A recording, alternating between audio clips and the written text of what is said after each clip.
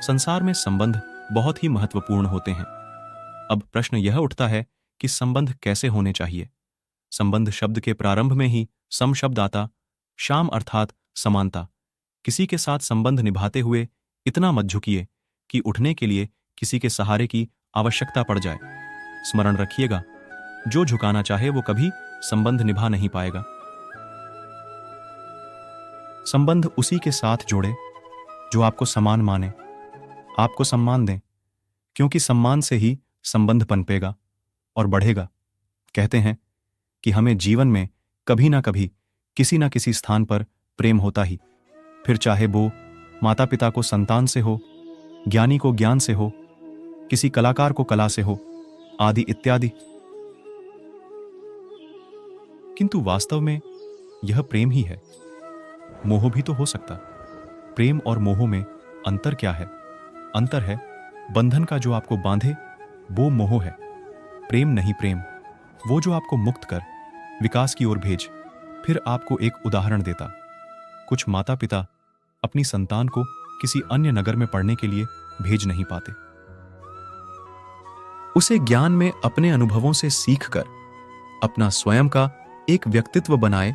स्मरण रखिएगा, मुंह से भय पैदा होता और प्रेम से केवल आनंद इसलिए बांधिए, मत मुक्त कीजिए, क्योंकि यही प्रेम है। बबूल का पेड़ कितना विशाल होता, पीपल का पेड़ भी विशाल होता है, किंतु क्या आपने कभी सोचा है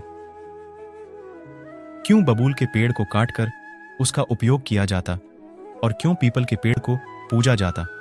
इसलिए क्योंकि पीपल का पेड़ उसके नीचे बैठे पथिक को छाया देता है, अपनी डाली पर असंख्य पंछियों को बसेरा देता, किसी को कांटे चबाकर दूर नहीं करता, बल्कि उसे शीतल छाया देकर उसकी थकान हर लेता। संसार में यदि आपको सम्मान पाना तो पीपल की भांति ही बनना होगा। कुछ देना से आनंद सुख शीतल, ता बांटना सीखो और कांटों की भांति कभी किसी को कष्ट ना दो। सम्मान स्वयं चलकर आपके पास आएगा और मन प्रसन्न होकर बोले। कभी कभी अपनी माता पिता से कितनी क्रोधित रहते, सोचते हैं कि उनका ध्यान हमारी ओर है ही, नहीं सोचते हैं कि उनके लिए हमारा कोई अस्तित्व ही नहीं, उनसे रुष्ट हो जाते।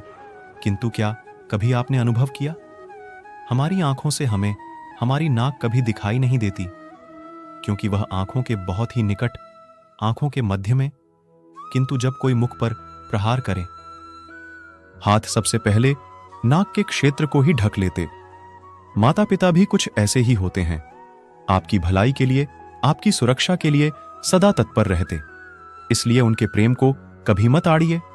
आवश्यक नहीं कि उनका प्रेम आपको हर बार स्पष्ट रूप से दिखाई दे, क्योंकि यह ऐसा प्रेम है जो निरंतर आपके साथ ढाल बनकर आपकी रक्षा करेगा।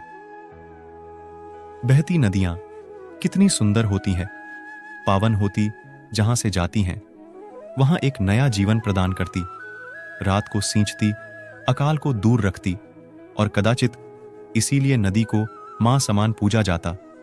किंतु क्या कभी आपने सोचा है कि नदी जन्म कैसे ली थी? क्या यह प्रारंभ से ही इतनी विशाल और वेगवती होती?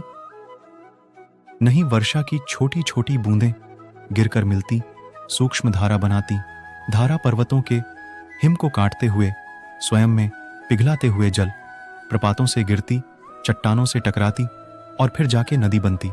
इसी प्रकार ऐसे ही सीधी सीधी कोई महान नहीं बन पाता।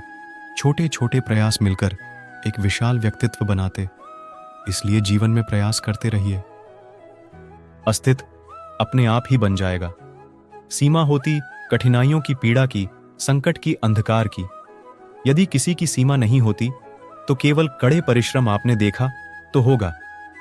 रात जितनी भी काली हो, सितारे परिश्रम से लड़ते रहते हैं और अंत में सवेरा आ ही जाता। आंधियां पंछियों के बसेरे को तहस नहस कर देती, किंतु पंछियां अपने परिश्रम से उसे पुनः बना ही लेती, क्योंकि सीमित को असीमित से हारना पड़ता और परिश्रम महत्ता को पहचानते समय ही हमें बनाता, समय ही हमें नष्ट कर देता। कभी समय ठीक चलता है तो कभी बहुत ही खराब समय आता। विचित्र बात यह है कि हम फिर भी समय को ही नष्ट करते हैं। स्मरण रखिएगा, समय केवल जाता है, कभी आता नहीं। इसलिए समय की प्रतीक्षा में समय व्यर्थ ना करें। जो भी करना है अभी इसी क्षण प्रारंभ करें, फिर चाहे वह किसी को सुख देना हो या स्वयं को बदलने का प्रयास करना, कुछ भी हो, विलंब ना करो, क्योंकि इस समय उसी का साथ देता है जो समय का सम्मान करता। मीठा पानी सबको भाता, किंतु खारा पानी किसी को नहीं भाता। अब सोचने वाली बात यह है कि मोती समुद्र की गहराइयों में ही बनता। खारे पानी के मध्य में रहकर हर क्षण भक्षक से टकराकर अपने अस्तित्व को दांव पर लगाकर ही सीप मोती प्रदान कर पाती। कभी सोचा है क्यों? क्योंकि बिना संकटों का सामना किए बिना, विषम परिस्थितियों में उलझे आपको सुख प्राप्त नहीं होगा। इसलिए निडर होकर संकट का सामना कीजिए और मेरे साथ प्रेम से कहिए, राधे राधे।